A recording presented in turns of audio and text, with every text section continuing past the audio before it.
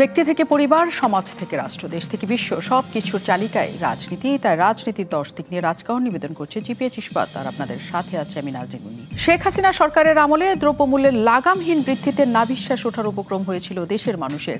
5 মাস আগে জুলাই বিপ্লবে সেই হাসিনা সরকারের পতনের পর মানুষ আশায় বুক বেঁধেছিল লাগামহীন মূল্য বৃদ্ধি থেকে মুক্তির ফয়সালা করবে অন্তর্বর্তী সরকার। কিন্তু সে আশাই গুড়ে বালি বলা যায় এখন, কারণ বছরের শুরুতেই অংশীদারদের সাথে কোনো আলোচনা ছাড়াই 100টি পণ্য ও সেবার ভ্যাট সম্পূরক শুল্ক বাড়িয়ে অধ্যাদেশ জারি করেছে এনবিআর।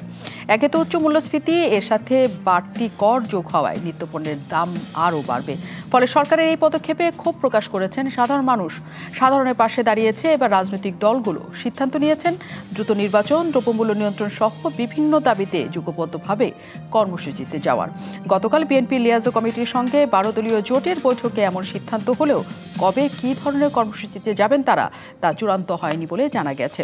অবশ্য বিএনপি মহাসচিব বলেছেন নির্বাচন হলেই সব সংকট কেটে যাবে।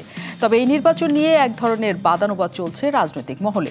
এক্ষেত্রে বিএনপি আগে জাতীয় নির্বাচন চাইলেও বৈষম্য বিরোধী ছাত্র আন্দোলনের নেতারা চাইছেন আগে স্থানীয় নির্বাচন।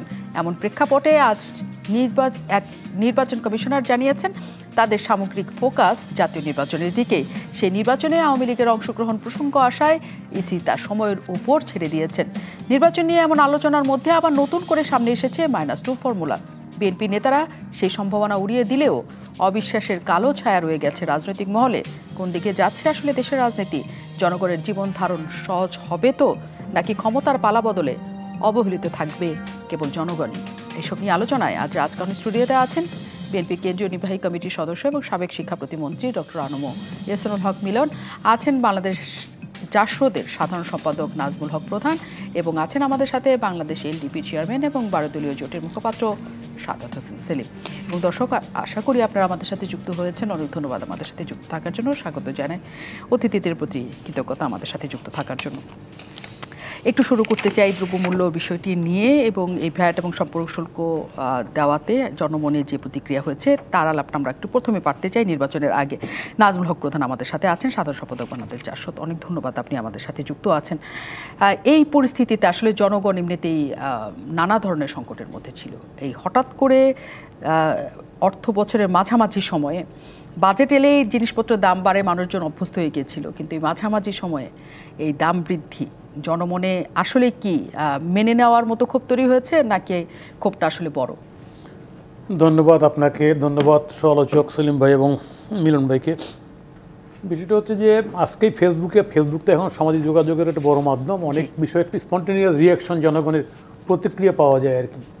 যেমন আমি অনেক প্রতিক্রিয়া দেখলাম, একটা প্রতিক্রিয়া খুব মানে দেখলাম যে অনেক লাইক এবং পড়ছে। মোহাম্মদ আলীর নামে লিখেছেন যে নিজের ইনকাম ট্যাক্স বা আয়কর মাপ নিয়ে এখন জনগণের উপর ট্যাক্সের বোঝা চাপাই দিচ্ছেন। সিম্পল ইন্ডিকেশন যে হচ্ছে যে জনগণ কত বিরক্ত, ত্যক্ত বিরক্ত। সরকারের পলিসিটা আমার ধারণা সরকার ঠিক করতে পারছেন না এখনও। বিভিন্ন রকম কথাবার্তা জনমনে আসে সামগ্রিক বিষয় অ্যাজ এ হোল, আইন শৃঙ্খলা থেকে শুরু করে এলাকাগুলিতে এখনও একটা পুলিশের এক ধরনের কিছু দালাল জুটে, তাই না? দেখছে বিগত 15-16 বছর আওয়ামী লীগ সরকার কীভাবে পুলিশ দিয়ে জনগণকে হয়রানি করেছে, মামলা দিয়েছে, ঠিক একই কায়দা এখন নেওয়ার চেষ্টা করছে। এক ধরনের দালাল থানার সঙ্গে যুক্ত হয়ে, তাই না? বিভিন্ন মহিলা তোমার নামে মামলা হবে, এই হবে, সেই হবে, নাম বাদ দিচ্ছে, নাম যুক্ত করতেছে, ইত্যাদি ইত্যাদি। এটা আইন শৃঙ্খলার বিষয় গেল। দ্রব্যমূল্যের বিষয়ে একই অবস্থা, যদিও ইদানিং এমনি সরবরাহের কারণে কিছু আপনার প্যারিসেবল গুডস যেগুলি বলি আমরা আর কি, হ্যাঁ, যেমন ধরেন যে কফি, আলু, এগুলির দাম একটু কমছে, বিশেষ করে ফুলকপি, বাঁধাকপি বা শালগম বা ইত্যাদি। কিন্তু অ্যাজ এ হোল বাজারে কিন্তু বাকি জিনিসের দাম কমে নাই। অ্যাজ এ হোল মাছটার দাম বেড়ে গেছে, সব দাম বেড়ে গেছে। এটা বলছে যে হ্যাঁ, মুদ্রাস্ফীতি যে পরিমাণ হয়েছে, সরকার বিগত 5 মাসে আসলে একজাক্ট কত মুদ্রাস্ফীতি হয়েছে সরকার বলছে না এখনও। যদিও বেসরকারিভাবে কেউ বলছে 16%-এর অধিক মুদ্রাস্ফীতি হয়ে গেছে আমাদের এখানটায়। তার ফলে এই সামগ্রিক বিষয় মিলিয়ে সরকারের এই যে একটা কী বলা যায়, যে কানামাছির মতো খেলা আর কি, দ্রব্যমূল্য নিয়ে, আইন শৃঙ্খলা নিয়ে, এমনকি দেশের নির্বাচনের রোডম্যাপ নিয়ে, যে ডিসেম্বর জানুয়ারি চলতেছে না, আবার যে কবে তারা সেই রোডম্যাপটা ঘোষণা করবে এ নিয়েও কোনো সুস্পষ্ট বক্তব্য নেই। ফলে জনমনে এই সরকার সম্পর্কে এক ধরনের একটা সন্দেহ তৈরি হচ্ছে যে আসলে এই সরকারের যে জোয়ালটা আমাদের ঘাড়ে পড়ছে, এটা কতদিন টানতে হবে আমাদেরকে, এবং টেনে কোনো লাভ আছে কি না। জনগণের মতামত এরকমই আমার ধারণা যে আসলে এই সরকার দিয়ে সামগ্রিকভাবে বাকি কাজ সম্পূর্ণ হবে না। এটা হলো জেনারেল একটা ধারণা পাবলিকের। আমি যেটা বলতে চাই সেটা হচ্ছে না, সরকারের কিছু কিছু পজিটিভ দিক তো অবশ্যই আছে। সেটা হচ্ছে যে যেমন সরকার ব্যাংকিং খাতে শৃঙ্খলা আনার জন্য সরকার কিছু কাজ করছে অলরেডি। তারপর 2 নম্বর হচ্ছে ইতিমধ্যে আপনি জানেন যে যারা বাইরে টাকা পাচার করছে সেই টাকা পাচার ফেরত আনার জন্য সরকার কিছু পদক্ষেপ নিচ্ছে, যেটা গতকাল আমরা দেখলাম বাংলাদেশ ব্যাংকের গভর্নর একটা প্রোগ্রামে ছিলাম, সেখানটায় উনি ব্যক্ত করলেন কথাগুলি এবং সেখানটায় বললেন যে উনি যে ব্যাংকের বর্তমান যে স্থিতি সেখানটায় আমাদের যে রিজার্ভ তাতে এলসি মিলসি সব ঠিকভাবে চলছে। যদিও আজকে একজন ব্যবসায়ী আমাকে ফোন করে বলছে যে আমরা এলসি করতে পারছি না, আমাদের উপর এটা তাহলে কী হলো ওই জায়গায়? তাহলে অ্যাজ হোল তাহলে সরকারের যে বক্তব্য আর জনগণের যে বক্তব্য সেটা মিলছে না। তাহলে আমার কথাটা হচ্ছে এই জায়গায় সরকার, আমাদের দেশ আসলে বড় দেশ, কিন্তু এই দেশটাকে ছোটো দেশ ভাবার কোনো কারণ নাই। আয়তনে যত ক্ষুদ্রই হই না কেন আমরা, কিন্তু বাট এটা আমাদের 800 কোটি লোকের দেশ। এই দেশটাকে যেমনি ইচ্ছে সেমনি চালানো যাবে না। এটা নিউ সিঙ্গাপুর, এটা মালয়েশিয়াও না, এটা বাংলাদেশ। আর এই বাংলাদেশের পাঁচটা হচ্ছে এখানটা আন্দোলন সংগ্রামের ইতিহাস। এই দেশ আমরা 47-এ পাকিস্তান লড়াই করে হওয়ার পর 48-এ আমরা পাকিস্তানের প্রচুর উল্টাই দিচ্ছি আমরা ভাষা আন্দোলন নিয়ে। ফলে এই দেশটা এরকমই দেশ, এখানটায় যেমন পাবলিক যেমন জনগণকে ফুলের মালা দিয়ে যেমন বরণ করে তেমন জুতার মালা দিয়েও বিদায় করে। এটি হলো বাস্তবতা। ফলে সেই জায়গায় দাঁড়িয়ে মনে করব বর্তমান সরকারের অনেকগুলি ল্যাপসেস আছে, সেই ল্যাপসেসগুলি সরকার দূর করার জন্য প্রয়োজনীয় পদক্ষেপ গ্রহণ করুক। সরকারের মধ্যে নিশ্চয়ই বিদগ্ধ জন আছেন, সরকার বিভিন্ন স্টেক হোল্ডারের সঙ্গে কথা বলতে পারেন, রাজনৈতিক শক্তির সঙ্গে কথা বলতে পারেন, how to solve this problem. এখানটায় বাজারই বলেন, আইন শৃঙ্খলা বলেন, তাই না? কিন্তু এখনো পর্যন্ত এই অন্তত পণ্যের দাম বৃদ্ধিতে কোনো কারোর সাথে আসলে ব্যবসায়ীদের সাথেও আলোচনা হয়নি এবং হঠাৎ করেই সেই প্রজ্ঞাপন নানাবিধ রকমের যে ক্ষোভ তৈরি করেছে সেটা আসলে দেশের জন্য দরকার ছিল কিনা সেই ব্যাখ্যা আমরা আজকে পেয়েছি সরকারের কাছ থেকে, যে তারা আসলে রাজস্ব ঘাটতি পূরণ করতে চাইছে। আমি আপনার কাছে আসবো, বলা হচ্ছে যে নির্বাচনই আসলে এই সকল সংকট সমাধান করতে পারে। কিভাবে করবে এটা নিশ্চয়ই রাজনীতিবিদদের কাছ থেকে আমি জানতে চাই, কিন্তু তার আগে আমি একটু সাদাত হোসেন সেলিমের কাছে আসি। চেয়ারম্যান বাংলাদেশ এলডিপি এবং মুখপাত্র 12 দলীয় জোট। এই আলোচনার মধ্যে হঠাৎ করে 12 দলীয় জোটের সবাই বসেছেন গতকাল বোধহয় বসেছিলাম আপনারা, এবং সেখান থেকে আমরা শুনতে পাইলাম যে নির্বাচন, দ্রব্যমূল্যের ঊর্ধ্বগতি সকল কিছু নিয়ে আপনারা একটা আন্দোলনের মধ্যে যেতে চান। কি ধরনের আন্দোলন সেটা? অন্তর্বর্তী সরকারের সময় এটা কি প্রথম আন্দোলনের দিকে যাচ্ছে নাকি রাজনৈতিক কোনো জোট? ধন্যবাদ আপনাকে। আসলে এই যে অন্তর্বর্তী সরকারকে তো আমরাই ক্ষমতায় বসিয়েছি এবং অন্তর্বর্তীকালীন সরকারের প্রধান হিসেবে ডক্টর ইউনূসকে আমরা পরিপূর্ণ সমর্থন জানিয়েছি। আমরা আশা করেছিলাম যে তিনি একটি আপনার দক্ষ এবং যোগ্য একটা পরিষদ গঠন করে ওনার উপর যে কাঙ্ক্ষিত দায়িত্ব আমরা দিয়েছি সেটা দায়িত্বটা পালন করবে। শুরু থেকেই কিন্তু আমরা হোঁচট খেয়েছি। আমরা অনেক উপদেষ্টাকেই আমরা চিহ্নিত করেছি যে তারা কার্যকর ভূমিকা পালন করছেন না। এটা তো একটা দিক আছে, আমরা সবসময় বলে আসছি যে উপদেষ্টা মণ্ডলীর পরিধি বাড়ানোর জন্য, আরও দক্ষ এবং যোগ্য লোককে সেখানে নিয়োগ করার জন্য এই ব্যাপারগুলো তো আছেই। পাশাপাশি ধরেন হঠাৎ করে বলা নেই কওয়া নেই, মরার উপর পড়া খা, এমনিই আপনার দ্রব্যমূল্যের ঊর্ধ্বগতি এবং মুদ্রাস্ফীতির কারণে মানুষ প্রচণ্ড চাপের মুখে আছে। ব্যবসায়ীরা প্রচণ্ড চাপের মুখে আছে। 9%-এর জায়গায় 16% আপনার ইন্টারেস্ট হয়ে গেল। তারপরে বিদ্যুতের মূল্যবৃদ্ধি, গ্যাসের মূল্যবৃদ্ধি ইত্যাদি কারণে তো আসলে একটা অচল অবস্থার মধ্যে দিয়ে হঠাৎ করেই কোনো অংশীজনের সাথে আলাপ আলোচনা না করে এনবিআর যে কাজটা করেছেন এটাকে আমরা গ্রহণ করতে পারছি না। আমরা মনে করি যে এটা জনগণের সাথে এক ধরনের প্রতারণা এবং অন্তর্বর্তীকালীন সরকারের কোনো অধিকার নেই যে এই ধরনের একটা প্রতারণা করার ব্যাপারে। আপনার অংশীজনের সাথে কোনো আলাপ আলোচনা নাই, আগাম কোনো ঘোষণা নেই। হঠাৎ করে আপনার কর্পোরেট ট্যাক্স দ্বিগুণ বাড়িয়ে দিলেন, একেবারেই দ্বিগুণ। আপনার তারপর ভ্যাট কোনো ক্ষেত্রে মানে 2.5 গুণ 3 গুণ বাড়িয়ে দিলেন এবং মানুষের নিত্য প্রয়োজনীয় দ্রব্যের উপর আপনার ট্যাক্স বসিয়ে জনজীবনকে আরও দুর্বিষহ করার জন্য। এমনি আইনশৃঙ্খলা পরিস্থিতি চরম অবনতি, আপনার সড়কে বিশৃঙ্খলা, রাষ্ট্রায়ত্ত প্রতিষ্ঠানগুলোর সীমাহীন লস, তারপর কোথাও কোনো রকমের ন্যূনতম সংস্কার না করা, সেটা চিকিৎসা ব্যবস্থা হোক, শিক্ষা ব্যবস্থা হোক, কোথাও কোনো রকমের 5 মাসের পারফরমেন্স দেখাতে পারছেন না সরকার। তো আমরা তারপরও যেহেতু এটা আমাদের সরকার, আমরা মনে করি যে মানে আপনার যেহেতু তাদের জবাবদিহিতা নাই, রাজনীতিবিদদের জবাবদিহিতে থাকে জনগণের প্রতি, তাহলে রাজনৈতিক সরকার প্রতিষ্ঠা করাটাই শ্রেয় এবং সেটাই অনিবার্য। তো আমরা গতকাল বসেছিলাম, আমরা এই জিনিসগুলো নিয়ে আমরা কথা বলেছি যে আসলে আমরা তো বারবার বলছি আমরা সরকারকে সময় দিচ্ছি, যৌক্তিক সময় দিচ্ছি, সংস্কারের ব্যাপারে আমরা একমত হচ্ছি, আপনার সংস্কার আপনার যে প্রস্তাবনাগুলো আসবে সেটা যেন আপনার বাস্তবতার নিরিখে আসে, এগুলো আমরা তো বলেই যাচ্ছি। কিন্তু তার মধ্যে দিয়ে যে দোরমূল উদ্যোগটি এটা আমাদের ক্ষুব্ধ করেছে এবং আইনশৃঙ্খলা বাহিনীর উন্নতি না করাটা আমাদের ক্ষুব্ধ করতেছে। এগুলো নিয়ে আমরা আলাপ আলোচনায় বসেছি এবং আমরা মনে করছি যে আসলে একটা আপনার কর্মসূচিতে নামা দরকার। আমরা যেহেতু জনগণের প্রতি কমিটেড, জনগণের প্রতি আমাদের দায়বদ্ধতা, আমরা জনগণের পক্ষে আমাদেরকে রাজপথে আবার নামতে হবে। আমরা ধারণা করিনি যে এত দ্রুত রাজপথে নামার জন্য, কারণ অন্তর্বর্তীকালীন সরকার তার একদিকে তার পথ হারিয়ে ফেলেছে এবং অন্তর্বর্তীকালীন সরকারকে এখন আর নিরপেক্ষ সরকার বলার কোনো কারণ নাই, কারণ তারা অনেকেই রাজনীতির সাথে জড়িত হয়ে গেছে। আমরা আন্দোলন সংগ্রাম করেছি গত 15 বছর যাবৎ, আমাদের কারো কোনো দাবি নেই যে কিশোরদেরকে ভোটার করতে হবে। বাংলাদেশের সংবিধান পরিবর্তন করে হঠাৎ করে ভোটারদের বয়স বাড়ানোর কি প্রয়োজনীয়তা পড়ছে এটা আমরা বুঝতে পারছি। আমরা আপনার ভোটার প্রার্থী হতে বয়স আমরা আবহমানকাল থেকে জেনে আসছি 25 বছর পর্যন্ত, সেটাকে 21 বছর করতে হবে। এটা তো জনগণের দাবি না। জনগণের দাবি হলো যে আইন শৃঙ্খলার উন্নতি, জনগণের দাবি হলো যে যাতে অন্তত আপনার নির্ঘুম একটা আপনার কাটাতে পারে, যে আপনার শান্তিমতো ঘুমাতে পারে, এবং জনগণের দাবি হলো যেন পথ চলাচলে তাদের কোনো প্রতিবন্ধকতা না হয়। সেখান থেকে এখন যেসব কথাগুলো বলা হচ্ছে, আমরা জানি যে একটা নির্বাচন হবে, সেটা জাতীয় সংসদ নির্বাচন। এখন বলা হচ্ছে যে আপনার স্থানীয় সরকার নির্বাচন, যে এই জিনিসগুলো মনে করে যে সরকারটা পথ হারিয়ে ফেলেছে এবং সরকারের উদ্দেশ্য নিয়ে আমাদের সন্দেহ করার যথেষ্ট রকমের কারণ আছে। যে কারণেই আমরা মনে করছি যে আমাদেরকে হয়তো আবার যুগপথবাদে আন্দোলনে নামতে হবে। সময় নির্ধারিত হয়েছে যে আপনারা কর্মসূচি দিতে চান বা আন্দোলন নামতে চান, এবং আমরা তো অবশ্যই আমরা 12 দলীয় জোটের পক্ষ থেকে যখন আমরা মিটিং মিছিলগুলো করি, সেখানে কিন্তু আমরা এই দাবিগুলো তো তুলছি। আমরা অলরেডি মিছিল এবং মিটিংয়ে নেমে গেছি।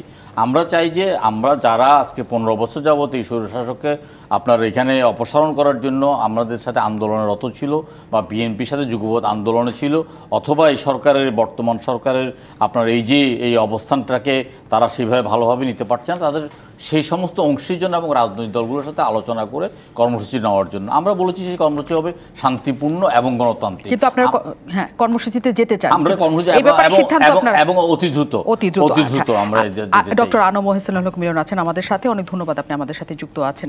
যে পরিস্থিতি আসলে তৈরি হয়েছে, সরকারের রাজস্ব ঘাটতি তো মেটাতেই হবে, কারণ অর্থ বছরের পরে শুরুর পর থেকেই দেশের আসলে যে অবস্থা ছিল, রাজস্ব আদায় হয়নি। কোনো না কোনোভাবে সেই অর্থ সংকলন করতে হবে। যদিও সবার সাথে আলোচনা করে সেটা করার কথা ছিল, কিন্তু তারা সেটা করে নাই। কিন্তু সেটা তো দেশের উন্নতির জন্যই তারা বলছে, এবং সেটা সবার ভালোর জন্য। এই বিষয় নিয়ে কি আন্দোলনে যাওয়া আর কোনো যুক্তি আছে কিনা? ধন্যবাদ আপনাকে, ধন্যবাদ বিজ্ঞ আলোচক উভয়কে। It's very complicated question. আন্দোলনে যাব, কার বিরুদ্ধে যাব, কেন যাব, গেলে কি পাবো, আবার সেই মানে অরাজকতার সৃষ্টি হবে, সব মিলে অংশীজন সকলে চিন্তা করছে কি করা যায়। মূলত এই সরকার যে বাজেট দিতে যাচ্ছে, সেই বাজেটটা নিয়ারলি 8 লক্ষ কোটি টাকা। হঠাৎ এই বাজেটকে এই আওয়ামী লীগের বাজেটের মতো আবার এই ফাঁপিয়ে ফুলিয়ে এত বড় করতে হবে কেন? Cut your coat according to your clothes. এখন আমাদের দেশে যে অবস্থা হয়েছে, সেখান থেকে বাজেট এইভাবে ফাঁপিয়ে ফুলিয়ে করার জন্য এই অবস্থা সৃষ্টি হবে কেন? ইতিমধ্যে 5 মাসে আমরা দেখেছি 42,000 কোটি টাকা কম তাদের আদায় হয়েছে। সব মিলিয়ে তারা টার্গেট পূরণ করতে পারবে না। শুনছি ডলার আসছে, কিন্তু ডলার ক্রাইসিসের কথা বিজ্ঞ আলোচকরা বলল যে এলসি ওপেন করতে পারছে না। আমি এই বিষয়টা জানতাম না, আমি ভেবেছিলাম যে এলসি ওপেন করতে পারছে। এই অবস্থাতে সরকার এই পদক্ষেপ নিতে যাচ্ছে কেন, সেটা আমার কাছে একটা প্রশ্ন। সরকার কি চায় না যে শান্তিপূর্ণভাবে দেশটা চলুক? কেন হঠাৎ করে এই মরার উপরে খাড়ার ঘা? এই জনগণ এত বড় আন্দোলন করেছে, আত্মহতি দিয়েছে দ্রব্যমূল্য নিয়ন্ত্রণের জন্য, কিচ্ছুই হয়নি, যা ছিল তেমনই। সেই জায়গায় আবার প্রায় 100টি আইটেমের উপরে কর বাড়িয়ে দিচ্ছে। End of the day who will pay? এটা তো পে করবে কনজিউমার্স, অর্থাৎ আমরা পে করব। ওনারা 12,000 কোটি টাকার মূসক আদায় করতে চাচ্ছে, ওভার 100 আইটেমস। এই টেলিফোনের 100 টাকার মোবাইল রিচার্জ করলে আমরা পাবো 56 টাকা। এই প্রতিটি লোককে আজকের দিনে একটা রিক্সা পুলার থেকে কৃষক হতে শুরু করে একজন মাছ ব্যবসায়ী হতে একজন বিরাট ব্যবসায়ী, সকলেরই মোবাইলের প্রয়োজন রয়েছে। তাহলে এই যে দৈনন্দিন জীবনে কর করছে কেন? তারা বলছে যে ওই যে 470 কোটি টাকা লোন নিয়েছিল আইএমএফ থেকে, সেই টাকা বাকি এই থার্ড পেমেন্টে পেতে হলে তাদের প্রেসক্রিপশন শুনতে হবে। এই সামান্য কটা টাকার জন্য আমাদের প্রেসক্রিপশন শুনতে হবে? এই সামান্য কটা টাকার জন্য আমাদেরকে এত কষ্ট করতে হবে? আমি এটাও বুঝছি না। আমরা তো জানি ওই মালয়েশিয়া মাহাথির বিন মোহাম্মদকে যখন জর্জ সোরস প্রেসক্রিপশন দিয়েছিল উনি এশিয়ান টাইকুন হওয়ার আগে, যে ইন্টারেস্ট রেট আপ করো, উনি এটা না শুনে এটাকে ডাউন করে দিয়েছেন। ওই তো আমাদের প্রধান ভাই বললেন ইন্টারেস্ট রেট অলরেডি আপ। এটা করলে তো মূল্যস্ফীতি হয়। তো সেটাও তারা দেখছেন। আমি বুঝতেছি না, হঠাৎ করে এত বিশাল ইকোনমিস্টরা এই দেশ শাসনে এসে তারা তালে গোলে গোলমালে সব গুলিয়ে ফেলছেন কেন? উনি একজন ব্র্যান্ডেড আইটেম, উনি এখানে এসে আবার এই জায়গায় ফেলিউর হবেন, সেটা কি আমরা মুখ দেখাতে পারবো? এটা কি কখনো আপনাদের মনে হয় যে আসলে দেশটা চালাতে যতখানি অর্থের প্রয়োজন হয় ততখানি অর্থ ঘাটতি আছে বলেই এটা দরকার হচ্ছে একদম বছরের শুরুতে? কারণ জনগণ কষ্টে থাকুক এটা নিশ্চয়ই কোনো সরকারই চায় না। কিন্তু আমরা তো দেখেছি ফাইন্যান্স মিনিস্টার বাংলাদেশ গভর্নর বলেছে যে আমরা রিপেমেন্ট স্কেজুয়ালগুলো টাকা দিচ্ছি, আমরা আদানির টাকা দিচ্ছি, আমরা রিজার্ভে হাত দিচ্ছি না, আমরা রিজার্ভকে আরও বাড়াচ্ছি, 20 বিলিয়ন ক্রস করে ফেলছি। তাহলে এই স্টেটমেন্টের মধ্যে কোথায় হেরফের রয়েছে? আমরা এখন রিজার্ভ বাড়াবো, সব কিছু করবো, আর জনগণের উপরে আমরা কর চাপিয়ে দিব। এটা কেমন যেন উল্টো পাল্টো। এর পিছনে কেউ কোনো দুর্বুদ্ধি সন্ধি আছে কিনা, এর পিছনে কারোর কোনো ষড়যন্ত্র আছে কিনা, এই সব মিলিয়ে আমার তো সন্দেহ। কি ধরনের ষড়যন্ত্র হতে পারে আপনার মনে হয় যে এই দাম বৃদ্ধির পেছনে অন্তত কি ষড়যন্ত্র থাকতে পারে? গভর্নমেন্টের মেকানিজম, এই তাদের কোহেসিভনেসের অভাব রয়েছে। এবং অ্যাজ এ হোল এই নোবেল লরেটকে এই যে ওনার পাশে যে ক্যাবিনেট রয়েছেন তারা যে সার্বিকভাবে সহযোগিতা করতে পারছেন সেটা দেখছে না। দেখুন, উনি বললেন যে আমরা সংস্কার করে বিচার করেই মানে ইলেকশন দেব। আচ্ছা, বিচার ইজ এ লং প্রসেস, আর সংস্কার এটা যে কন্টিনিউয়াস, এটা চলবেই। এই সংস্কারের কথা আমরা বলছি, আমরা সংস্কার করব, মানে what it mean by that? যেটা জরুরি সেটা করেন। আচ্ছা, ম্যান্ডেট ছাড়া গভর্নমেন্ট যদি সঠিকভাবে চালাতে না পারে, আর জনগণের যদি দুর্ভোগের কারণে তারা আবার উত্তেজিত হয়, আবার রাজপথে নেমে আসে, তাহলে এই ভয়াবহতার চিন্তা করেছেন? তাহলে এই রেজিমকে আমরা সরিয়ে দিলাম, আবার এই আন্দোলন কোন দিকে যাচ্ছি, কেন যাচ্ছি? তার মধ্যে আবার এই পত্রিকাগুলো কি জন্য বলে বসছে যে বেগম খালেদা জিয়া বাইরে গিয়েছেন। এটা নিয়ে এত সন্দেহ কেন? বেগম খালেদা বাইরে গিয়েছেন ট্রিটমেন্টের জন্য, সুস্থ হয়ে তিনি দেশে ফিরে আসবেন। আপনি কি মনে করেন বেগম খালেদা বাইরে গেলে এখানে দেশ লুটে আরেকজনে নিয়ে যেতে পারবে? আরে, বিএনপির মতো একটি শক্তিশালী দেশ সংগঠন রয়েছে, প্রত্যেকটি পালায় মহল্লায় আমাদের রয়েছে, সেই জায়গায় বেগম খালেদা বাইরে গিয়েছে, সেটা নিয়েও উল্টো পাল্টো কথাবার্তা বলা হচ্ছে। আমি বুঝছি না কোন দিকে যাচ্ছে। অতএব এই গভর্নমেন্টকে সিরিয়াস হতে হবে, তা না হলে আমাদের ভবিষ্যৎ অনেক খারাপ। -2 কথা এই কারণেই আসছে, কারণ বলা হচ্ছে এরশাদের সময়, হোসেন মোহাম্মদ এরশাদের সময় -2 করার চেষ্টা করা হয়েছিল, 111-এও -2 করার চেষ্টা করা হয়েছিল, দুবার সফল হয়নি। এবারও একটা চেষ্টা হতে পারে, কারণ শেখ হাসিনা পলাতক অবস্থায় আছেন এবং বেগম খালেদা যে চিকিৎসার জন্য বাইরে আছেন। এই অবস্থায় নির্বাচনের জন্য যে চাপ আসছে আপনাদের তরফ থেকে, এবং বলা হচ্ছে নির্বাচনেই সকল সংকট সমাধান করতে পারবে। আসলে কেমন করে সেটা সমাধান করতে পারবে আমাদের কাছে স্পষ্ট নয়। আমরা একটু স্পষ্ট বিরতির পর করতে চাই। আইন শৃঙ্খলা পরিস্থিতি, যানজট পরিস্থিতি, দ্রব্যমূল্যের ঊর্ধ্বগতি, নানা সংকট যা চলছে, রাজনীতিবিদরা তারা মনে করেন যে নির্বাচন হলে এই সকল সংকটের একটা সমাধান হবে। আসলেও কি সম্ভব কিনা আমরা এই আলোচনাতে এখন থাকতে চাই। আমাদের সাথে আছেন নাজমুল হক প্রধান, তিনি সাধারণ সম্পাদক বাংলাদেশ জাসদ। মানে নির্বাচন হলে এই সংকট সমাধান করা সম্ভব নাজমুল হক প্রধান? একটা বিষয় হচ্ছে যে আমাদের এই তৃতীয় বিশ্বের দেশ, উন্নয়নশীল দেশগুলিতে, তাই না, যে জনসংখ্যা, তার বেকারত্ব, সামগ্রিক বিষয় মিলিয়ে, আইনশৃঙ্খলা মিলিয়ে সবসময় সমস্যা থাকবে। সেই সমস্যা মোকাবেলা করার জন্য রাজনৈতিক শক্তিরাই সাধারণত দায়িত্ব পালন করে এবং গভর্নমেন্ট, একটা ইলেকটেড গভর্নমেন্ট দায়িত্ব পালন করে। ন্যাচারালি সেই গভর্নমেন্টের বিরুদ্ধে কথা হয়, তাই না, মিছিল, স্ট্রাইক, এগুলি হয়। এটা স্বাভাবিক প্রক্রিয়া, আমি বলছি। এখন ঘটনা হচ্ছে নির্বাচন হলেই সব ঠিক হয়ে যাবে এটা কেউ বলবে না, যিনি ক্ষমতায় আসবেন উনিও বলবেন না। কারণ সমস্যাগুলো সমস্যা থাকবে, সমস্যাকে ফাইট করতে হবে। কিন্তু একটা অন্তর্বর্তীকালীন সরকার তার টাস্কটা কি, এটা যদি বুঝতে ফেল করে, তাই না, তাহলে বিভিন্ন সমস্যা থাকে। আমি আজকে ছোট একটা কথা বলি আপনার, কেন এই কথাটা আসে বারবার, যে নির্বাচনটা হলে এই আমি মেট্রোতে যাতায়াত করি, তো মেট্রোতে আমাকে আজকে যেহেতু টকসমক্স করি, অনেকে চেনে, রাজনীতি করি, তো একজন বলতো স্যার আপনার টিকিট কি আছে আপনার কাছে? আমি হ্যাঁ আছে তো টিকিট। বলতো কাইন্ডলি বের করেন না। কবে টিকিট? আমি পুরনো টিকিট, আমার পাস। তো দিন কত বের করেন, তো ওরটা বের করলো। 5টা দেখা আছে আমার ওখানটা যে জাতীয় স্মৃতিসৌধ আছে, পার্লামেন্ট ভবন আছে, তাই না, 5টার মধ্যে। নতুন যে টিকিটটা কয় যে টিকিটের মধ্যে শুধু ট্রেনের ছবি। স্যার এটাই কি সংস্কার স্যার?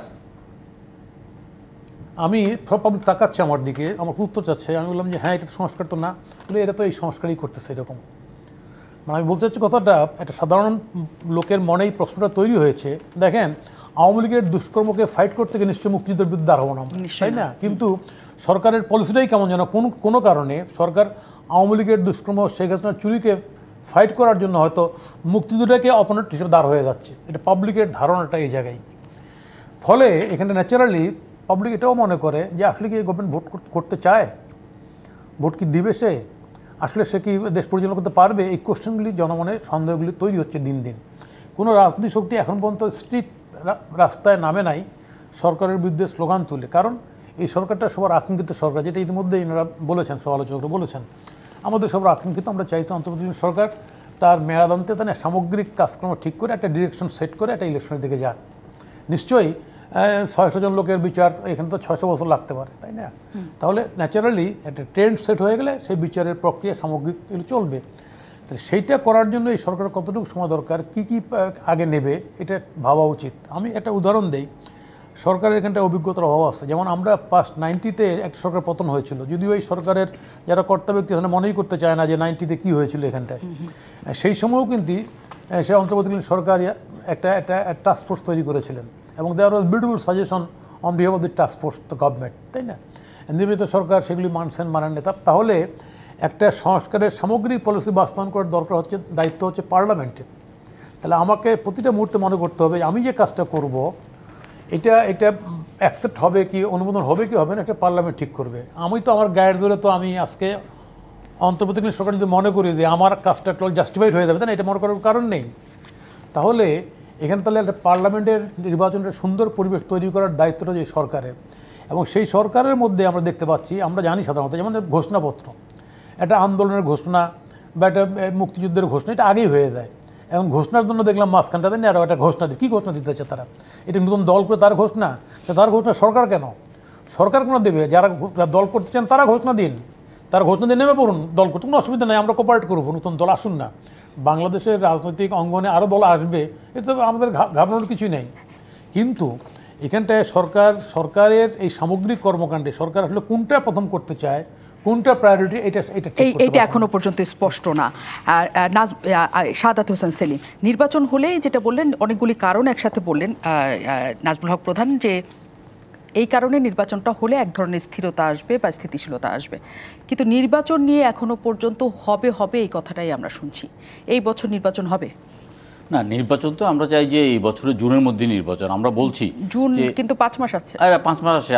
আমার ধারণা যে এই জুনের মধ্যে সরকার নির্বাচনটা দিয়ে দেবে, এবং দিতে অনেকটা বাধ্য যে তারা নিজেরা উপলব্ধি করতে পারছে যে তারা দেশ পরিচালনায় তাদের যথেষ্ট অভিজ্ঞতা নেই, এবং তারা এই জগতের মানুষ না।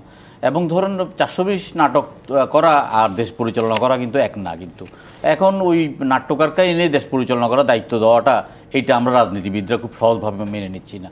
এবং সরকারের যে কর্মকাণ্ডটা আছে, সরকার যে আদৌ চলমান, সরকার যে আদৌ দৃশ্যমান, সরকার যে আদৌ গতিশীল, এটার কোনো ক্ষেত্রেই কোনো প্রমাণ পাওয়া যাচ্ছে না। আপনার হঠাৎ করে বলা নাই কোয়া নাই, সামরিক শাসকের মতো আপনার 100টা দ্রব্যমূল্যের উপর ব্যাট বসিয়ে দিল।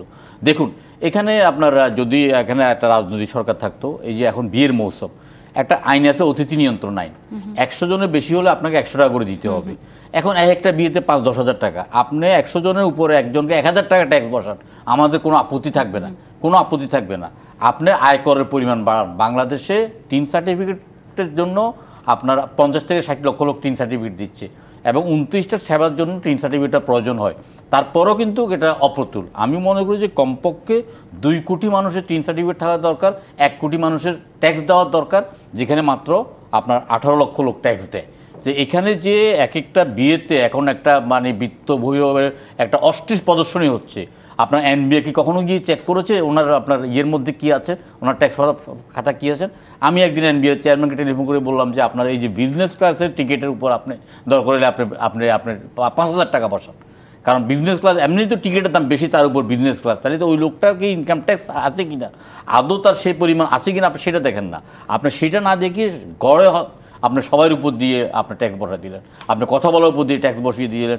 এখন সামনে রোজার মাস, আপনারা মুখে বলছেন যে এলসি খুলতে কোনো অসুবিধা নেই, কিন্তু আমরা 100% মার্জিন না দিলে কিন্তু রোজার খেজুর পর্যন্ত ইম্পোর্ট করতে পারছেন না। এই যে একটা অবস্থা, এটা এই এই এই মর্ম যাতনাটা একটা অরাজনৈতিক সরকার বুঝবে না। এবং আমরা রাজনৈতিক সরকার, আমরা তো জনগণ তো একটা রাজনীতিবিদের কাছে যায়, আমরা জনগণ, আমরা যখন গ্রামে যাই মানুষ তাদের দুঃখ দুর্দশার কথা বলে। আপনার যে দিনাজপুরে 1 টাকা দামের আপনার ফুলকপি আমরা কেন 60 টাকা দামে কিনতে হবে? আপনি যদি বলেন, আপনি কেউ বলার চেষ্টা করতে পথে পথে চাঁদাবাজি সেটা কি হচ্ছে। মানে রাজনৈতিক দল আসলে এটা আর হবে না আপনি মনে করেন? না, রাজনৈতিক দল আসলে তো আপনার সেটা দায়িত্ব আসলে দায়িত্ব নিয়ে দায়িত্ব আছে, তারা জনপ্রিয় না, একদম রাজনৈতিক দল আসলে আমরা বলি না। আমরা তো বিগত 15 বছর স্বৈরশাসক যে অর্থনৈতিকভাবে ধ্বংস করে দিয়েছে, এক একটা অপ্রয়োজনীয় প্রকল্প গ্রহণ করেছে, প্রতিটা প্রকল্পের 10 গুণ 5 গুণ 7 গুণ দাম বৃদ্ধি করেছে। বর্তমান এই সরকারের অর্থমন্ত্রী এসে তো প্রথমেই আপনার উচ্চাকাঙ্ক্ষী প্রকল্পগুলো স্থগিত করেছে। তাহলে আপনার টাকার একটা স্থিতিশীলতা আছে। আপনার যেসব প্রকল্পে অতিরিক্ত ব্যয়ের জন্য আপনারা এক নাকে জমা দিচ্ছেন, আপনি সেখান থেকে কাট করতেছেন, আপনি স্থগিত করতেছেন, আপনি অনেকগুলো করতেছেন। তাইলে অর্থের এত সংকট তো হওয়ার কথা না।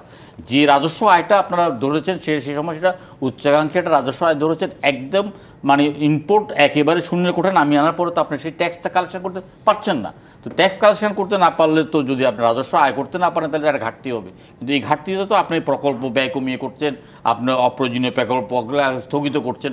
আপনি হঠাৎ করে একটা অনির্বাচিত সরকার, আপনি জনগণের উপর কেন আপনি এই দায়টা আপনি বসাচ্ছেন? প্রশ্ন হচ্ছে সেটাই, আমরা সেটা বলতে চাই। আমরা তো বলি যে রাজনীতিবিদরা একটা শিক্ষা অলরেডি নিয়েছে। আমি ব্যক্তিগতভাবে আমি শিক্ষা নিয়েছি। কারণ যখন সালমান এফ রহমানকে মানে 65 বছর বয়সে বা 75 বছর বয়সে দাড়ি কামিয়ে যখন রাজনীতি থেকে পালিয়ে যেতে হয়, তখন আমরা শিক্ষা নিয়েছি যে আমরা ভবিষ্যতে কোন ধরনের রাজনীতি করব। একটা মনোজগতে আমাদের সংস্কার চলে আসছে, আমরা এই সংস্কারটাকে নিতে চাই। এবং বিএনপি জনগণের প্রতি কমিটেড। বিএনপি অতীতের কোনো ভুলভ্রান্তি হয়ে থাকলেও বিএনপি বর্তমান যে মেধা দিয়ে রাজনীতিটা করছেন, যে মেধা দিয়ে বিএনপি বর্তমানে পরিস্থিতি উন্নয়নের চেষ্টা করছেন, আমরা আশা করতে পারি যে একটা রাজনৈতিক সরকার ক্ষমতায় আসলে আপনার জনগণের দুর্ভোগ দুর্দশা অনেকাংশে লাঘব হবে, যেটা বর্তমান সরকার করতে পারছেন না। আপনারা আশা করছেন। ডক্টর আনোয়ার মহসিনুল হক মিলন, যে প্রসঙ্গটি রেখে আপনার কাছে গিয়েছিলাম সেটি হচ্ছে, আপনি বলছেন যে মানে এত সহজ নয় যে আমাদের -2 এর কাতারে ফেলে দিবে বা সেটা করা সম্ভব। কিন্তু আপনি নিজেও রাজনীতিবিদ হিসাবে জানেন যে আলোচনাটা এখনো পর্যন্ত আছে, যে পর্যন্ত বেগম খালেদা জিয়া এখানে না ফিরবেন এবং ফেরার ক্ষেত্রে তার সাথে কোনো দর কষাকষি হবে কিনা, নির্বাচনের বিষয় নিয়ে তার সাথে কোনো আলোচনার জায়গা হবে কিনা, অনেকগুলি প্রশ্ন একসাথে এখানে এক জায়গায় আসছে। সেই সময় এসে আপনারা 12 দলীয় জোট চিন্তা করছেন যে সরকারের বিরুদ্ধে একটা কর্মসূচি করতে বা এই জনগণের পক্ষ হয়ে মাঠে নামতে। সেটা কি খুব এই সময়কার জন্য সুফল বয়ে আনবে কিনা বিএনপির জন্য? দেখুন, এই যে বারবার বলা হচ্ছে -2, -2 তো -2 ছিল না, এটা 1/11-এর সময় আবিষ্কার হয়েছিল, সেটা ছিল -1। এখন -2 বলতে কি বোঝাচ্ছে এটাও আমি বুঝতেছি না। আর বাংলাদেশের সার্বিক পরিস্থিতি কে কারাকে মাইনাস করবে? দেশ তো দেশের জায়গায় আছে, বিএনপির জায়গায় আছে। আমাদের প্রিয় নেত্রী তিনি ট্রিটমেন্টে গিয়েছেন, তিনি আল্লাহর রহমতে সুস্থ হলে ফেরত আসবেন। সেই সাথে তিনি ফেরত আসবেন, মামলাগুলো নিষ্পত্তি হচ্ছে, জনাব তারেক রহমান দেশে ফেরত আসবেন। ওনাদেরকে মাইনাস করার ক্ষমতা কে রাখে আমি এটা তো বুঝতেছি না। এর আগে যে চেষ্টা করেছিল পেরেছে, পারেনি। অতএব এই যে ধোঁয়া উঠাচ্ছে কী জন্য, কেন মিডিয়াগুলি বারবার এই কথা বলছে, কেন এই প্রশ্ন, বিন্দু পরিমাণ কারণ কি কেউ দেখাতে পারবে যে এই জন্য? এদেশের সরকার এখন যেই সরকার আছেন সবাই মিলে এই সরকারকে দায়িত্ব দেওয়া হয়েছে। এমনকি জনাব তারেক রহমান বলেছে এই সরকার ব্যর্থ হওয়া মানে আমরা ব্যর্থ হওয়া। তো সেই জায়গায় এই সরকার ব্যর্থ দিকে চলছে। এই যে 100টি পণ্যের দাম বাড়াচ্ছে, আমাদের কি আয় রুটি রোজগার বেড়েছে? তাছাড়া দ্রব্যমূল্য একবার বাড়লে কখনো কি কমতে শুনেছেন? তাহলে এই সরকার আসলো কেন, কি কমিটমেন্ট নিয়ে আসলো? এই কমিটমেন্ট কি তারা একটা ফুলফিল করেছে?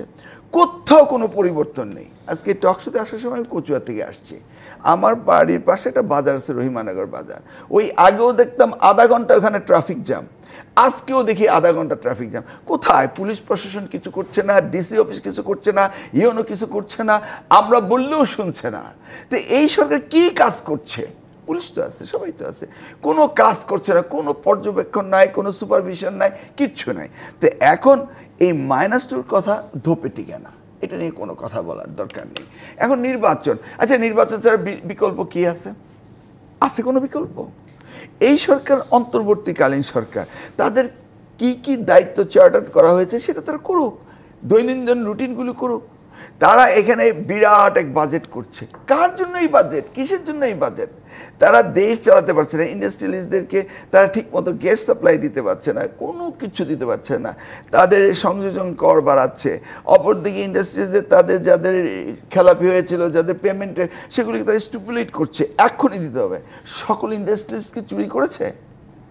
তা করেনি। দেশের এই ক্রাইসিসের সময় তো ইন্ডাস্ট্রিগুলি বন্ধ ছিল। সকলকে এক কাতার এনে, চোরকেও যে জায়গায় নিচ্ছে, যারা সলিড ব্যবসায়ী, যারা কন্ট্রিবিউশন, তাদেরকেও। মানে এই সরকারের মনে হচ্ছে যারা তো অন্য গ্রহ থেকে এসছে, তারা মনে হয় না যে বাংলাদেশে তাদের জন্ম হয়েছে, বাংলাদেশকে চিনে জানে এবং বাংলাদেশকে তারা চালাতে পারবে। এটাই বিশ্বাস হচ্ছে না। যতই দিন যাচ্ছে ততই আমরা দেখছি ড্যামেজ হচ্ছে। এই ড্যামেজটা লাস্টলি, এই যে আমাদের world class brand doctor Yunus সাহেব যদি এতে ক্ষতিগ্রস্ত হন, তাহলে বিশ্ববাসী তো হাসবে আমাদেরকে নিয়ে। প্রশ্ন এটাই যে তারা আসলে ক্ষতিগ্রস্ত হতে চান কিনা, বা এই ক্ষতিগ্রস্ত হওয়ার বিনিময়ে তারা কি অর্জনটা করতে চাচ্ছেন সামনে। নিশ্চয়ই কেউ নিজে অজনপ্রিয় হতে চান না। বর্তমান সরকার যা যা কিছু করছে তাদের সামনে আসলে অন্য কোনো পরিকল্পনার জায়গা আছে কিনা, যা রাজনৈতিক দলগুলো বলতে চায় যে অবিশ্বাস একটা তৈরি হচ্ছে, বিরতির পর ফিরতে চাই, বিশ্বাসের জায়গা কেমন করে মিলবে তার প্রসঙ্গে। অনেক ধন্যবাদ দর্শক আমাদের সাথে থাকার জন্য। এবং অন্তর্বর্তী সরকারের বিরুদ্ধে রাজনৈতিক দলগুলো আন্দোলন সংগ্রামে নামছে, বাংলাদেশের ইতিহাসে আসে এটি কখনো দেখা যায়নি। কাজেই এই চিন্তাও যেহেতু রাজনৈতিক দলগুলোর মধ্যে এসছে, অবিশ্বাস থেকে আসছে, তারা বলছে সে অবিশ্বাসটাকে বিশ্বাসে কেমন করে রূপান্তরিত হবে। আমি শুধু ছোট্ট করে তাদের কাছে জানতে চাই, পর আলোচনা যদিও। নাজমুল হক প্রধান, কি করলে মনে হবে যে না, আন্দোলন তাদের কিছু না, সরকারকে আমরা সহযোগিতা করে নির্বাচনের দিকে নিয়ে যেতে চাই? না, আসলে এখানটায় শুনেন, এটা তো সরকারের দৃষ্টিভঙ্গির প্রতি জনগণ বুঝে নেয়, তাই না, কে কী কাজ করবে না করবে। সরকার প্রথম থেকেই সরকারের সামগ্রিক গোল সেট করার ক্ষেত্রে সরকারের কিছু নিজেই সংকট তৈরি করছে। সরকারের পক্ষ থেকে উপদেষ্টাদের বিভিন্ন রকম কথাবার্তা, এই যেমন ধরুন আমি যদি বলি 17 বছরে ভোটার করবো, পৃথিবীর কোথাও গুগল ঘেটেছে, কোথাও 17 বছর ভোটার নাই, ওনারা করতে চায়। তাহলে অ্যাজ এ হোল সরকারের কার্যক্রমের কারণে সরকারের উপরে সন্দেহটা হয়েছে। সরকারের দায়িত্ব হচ্ছে এটা দূর করা। আপনি ইতিমধ্যে সরকার প্রধান যিনি আছেন, এক্সিকিউটিভ হেড, উনি যে কথা বলেছেন প্রেসের সঙ্গে, তাই না, সেটা তো পত্রিকায় এসছে, দেশবাসী জানে। তাহলে অ্যাজ এ হোল তাহলে আমরা বুঝতে পারছি এখানে সরকারের দৃষ্টিভঙ্গিটা আসলে কী। তা সরকারই পরিষ্কার করুক। সরকারের অ্যাজ এ হোল সরকারের অজস্র অর্গান আছে, ইনস্ট্রুমেন্ট আছে, সরকার সেটা প্রকাশ করুক সরকার। আর একটা বিষয় আমি বলি, বাংলাদেশ সবসময় একটা কনস্পিরেসি, সবসময় এখানটা একটা অ্যাক্টিভিটি কাজ করে সবসময়, সব 2 মাইনাস 1 মাইনাস ইত্যাদি ইত্যাদি। মাইনাস এভাবে হয় না। মাইনাস নিজেই মাইনাস যদি কেউ চলে যায়, যেমন জননেত্রী শেখ হাসিনা, উনি জননেত্রী ছিলেন, উনি এমন কাজ করছেন, উনি নিজেই মাইনাস, শুধু উনি না, ওনার শেখদেরকে মাইনাস করে নিয়ে চলে গেছেন, এখন দলটাকে খামোখা মিসগাইড করতেছেন, ব্যবহার করতেছেন। এইভাবে ছাড়া তো মাইনাস কাউকে করা যায় না, হয় না, জোর করে করা যায় না। তার মানে সরকারকেই আসলে বিশ্বাস অর্জনটা সরকারের কাছ থেকে করতে হবে, এমন কোনো কিছু করা যাবে না। আর সাদুদ হোসেন সেলিম, আপনার কি মনে হয়? না, আমাদেরও একই কথা যে আসলে সরকার তো এটা আমাদের সরকার, আমরা আপনার রক্ত দিয়ে সরকারকে বসিয়েছি, আমরা 15 বছর নিরলসভাবে আমরা লড়াই করেছি আপনার একটা গণতান্ত্রিক পরিবেশে যেন আমরা আমাদের ভোটটা দিতে পারি। সরকারের প্রধানত দায়িত্ব হলো যে একটা নির্বাচনের ব্যবস্থা করা এবং দৈনন্দিন কাজ পরিচালনা করা।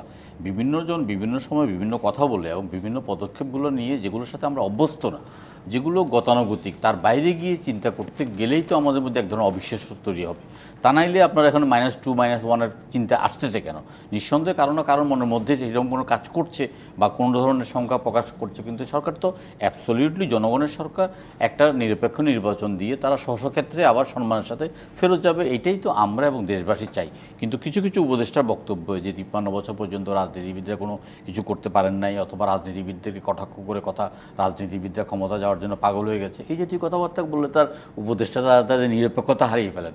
এবং আমরা তো বললাম যে আমরা নিরপেক্ষ একটা নির্বাচনের জন্য নিরপেক্ষ সরকার চেয়েছি, কিন্তু সরকারের বিভিন্ন কর্মকাণ্ড মনে হচ্ছে তারা একটা পক্ষ অবলম্বন করছে। এখনও সময় আছে, তারা সেখান থেকে সরে আসুক, সরে এসে সরকারের পরিচালনা করুক। কোন পক্ষ অবলম্বন করছে সরকার? আমাদের কাছে মনে হচ্ছে যে সরকার, ধরেন যে ডক্টর ইউনূস যেমন যে ভুল কথাটি বলেছেন যে ছাত্ররাই তার নিয়োগকর্তা, এটা প্রথমে তিনি এটা ভুল করেছেন, কিন্তু ছাত্র তার নিয়োগকর্তা না, নিয়োগকর্তা বাংলাদেশের সমস্ত জনগণ, আপামর জনগণ। এই কথাটা যদি বলতো যে আমি জনগণের নিয়োগকর্তা, আমার নিয়োগকর্তা, আমি জনগণের প্রতি কমিটেড। উনি দেখাচ্ছে উনি মানে এই যে মানে 17 বছরের কথাটা, এটা তো ওনার মুখ দিয়ে আসার কথা না। এটা তো আমাদের কারো দাবি না, কোনো দলের দাবি না। তারপরে পিআর নির্বাচনে আমাদের কোনো দলের দাবি না, 2-1টা ছোটো দলের দাবি থাকতে পারে, কিন্তু আমরা তো অভ্যস্ত না। আমরা যেসব দেশে আপনার 100 বছরের গণতন্ত্রের ইতিহাস, শতভাগ শিক্ষিত, সেটা আপনার এখানে চিন্তা করার জন্য তো আপনার নেই। আপনার আমেরিকান বিশ্ববিদ্যালয়ে পড়ালেখা করান, সেটা ভালো কথা, সেটা চর্চা তো বাংলাদেশের প্রাইমারি স্কুলে করতে চাইলে কিন্তু সেখানে আপনি বিফল হবেন। আপনাকে এগুলো করতে দেওয়া হচ্ছে না। তো আমরা মনে করি যে যেই সংস্কার কমিটিগুলো করেছে, এই কমিটিগুলোর রিপোর্টটা যথাসময় পেশ করুক, আমাদের জাতির সামনে উপস্থাপন করুক, আমরা সেটা দেখব, আমরা একটা কমিটমেন্ট করব প্রত্যেকটা রাজনৈতিক দল, যে দল ক্ষমতায় যায়, সে পক্ষে হোক বিপক্ষে হোক, আমরা এগুলো বাস্তবায়ন করার জন্য, আমরা যদি বিরোধী দলে থাকি তাও বাস্তবায়নের জন্য আমরা চাপ দেবো, আমরা যদি সরকারি দলে থাকি তাও আমরা সেগুলো বাস্তবায়নের জন্য চাপ দেবো, যেন গণতান্ত্রিক ব্যবস্থায় কোনো ফ্যাসিজমের জন্ম না হয়। ডক্টর আনম ইহসানুল হক মিলন, বিএনপি কি চায় আসলে? দেখুন, এখনকার পরিস্থিতি হচ্ছে একটা ট্রায়াঙ্গল, ছাত্র, সরকার, রাজনৈতিক দল, 3কে ফোর্স এখানে কাজ করছে। প্রথমে আমরা বিভেদ দেখতে পাচ্ছি সরকারের সাথে ছাত্রদের, যে সরকারকে প্রতিষ্ঠিত করে বলে সরকার দাবি করেছিল, সেই ছাত্ররা তারা যা চাচ্ছে এই সরকার তা চাচ্ছে না। আবার ছাত্ররা চাচ্ছে বিচারের বিলম্বিত করে তারা তাদের সংগঠনকে এগিয়ে নিতে। এটা আমি পছন্দ করি যে তারা সংগঠন করুক, আমরা চাই যে নিউ জেনারেশন আসুক, নিউ আইডিওলজি আসুক, নিউ ফিলোসফি আসুক, এটা আমরা চাই। কিন্তু এই সার্কামস্টেন্সে একটা গণতান্ত্রিক পরিবেশকে একটু পুশ ব্যাক করে তারা হেলদি একটা রাজনীতি করার জন্য সময় নিচ্ছে, এটা বলতে ঠিক হচ্ছে না। আর অপরদিকে এই সরকার কিন্তু তাদের কোনো ইন্টেনশন নাই, স্পেশালি ডক্টর ইউনূসের যে কোনো ক্যাটাগরিতে হোক আমাকে সরকার থাকতে হবে, জোর করে থাকতে হবে, এই ইন্টেনশন নাই। এই ট্রায়াঙ্গুলার এই পরিস্থিতিতে আমার বিশ্বাস যে সরকার চাইবে এর সঠিক উত্তরণ, এবং সরকার চাইবে এটাকে কীভাবে ম্যানেজ করা যায়। সেই জন্য আমার মনে হয় নির্বাচন অতি শীঘ্রই দিয়ে দেবে। আপনারা যদি বিশ্বাস করেন ডক্টর ইউনূস চায় না যে এখানে থাকতে, কোনোভাবে রাজনীতি করতে, তার মানে একটা নির্বাচনের দিকেই তিনি যাচ্ছেন, তাহলে এত অনাস্থার জায়গা কেন তৈরি হবে? না, অনাস্থার জায়গাতে তাদের ফেইলিউরটা এত বেশি ত্বরান্বিত হচ্ছে, সেই জায়গায় যত বিলম্বিত হচ্ছে ততই দেশের অবস্থা খারাপ হচ্ছে, কোনো উন্নতি হচ্ছে না। সেই জন্য আমরা বলছি যে না পারলে ভালোই ছেড়ে দেওয়া। আর মাইনাস জিনিসটা তো নিজে থেকে মাইনাস হতে হয়, শেখ হাসিনা নিজের থেকে মাইনাস হয়েছে। আমরা তো এমন কিছু করিনি যে আমাদেরকে মাইনাস করতে হবে, বরঞ্চ আমরা জনগণের কাছে প্লাস আছি। অনেক ধন্যবাদ। নিশ্চয়ই সেই আশাবাদীর জায়গায় এবং সবাই এই ইতিবাচক জায়গাতেই থাকবে। সরকার তার মতো করে কাজ করবে এবং নির্বাচনের দিকে এগোবে, রাজনৈতিক দলগুলোর সাথে নিয়ে আবার নতুন করে আন্দোলন সংগ্রাম না শুরু হোক, সেটা নিশ্চয়ই সবার প্রত্যাশা। অনেক ধন্যবাদ সাথে থাকার জন্য।